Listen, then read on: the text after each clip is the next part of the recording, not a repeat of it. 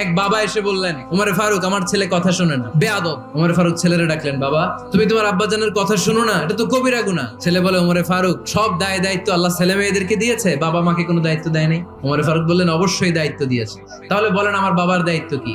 উনি বললেন, প্রাইমারিলি প্রথমত 3 দায়িত্ব। পৃথিবীর প্রতিটি বাবার উচিত ছেলেদের মেয়েদের জন্য ভালো মায়ের ব্যবস্থা করা। 2 নম্বরে সুন্দর তার একটা নাম রেখে দেয়া। 3 নাম্বার তার আল্লাহর কিতাব শিক্ষা দেওয়া। এবার ছেলেকে আমার আব্বা 3টার একটাও করে নাই।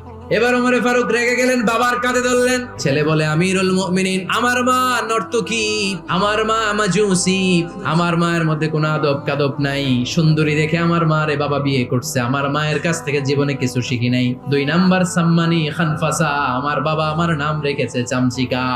ওয়ালাম ইউআল্লিমনি হারফাম মিন কিতাবিল্লাহ, আমিরুল মুমিনিন শুধু তাই না, আল্লাহর কোরআনের একটা অক্ষর আমার বাবা কোনোদিন আমারে শিক্ষা দেয় না। ওমর ফারুক রেগে গেলেন, এবার বাপের কান্দে দইরা মারতে শুরু করলেন। তুই ফুলার নামে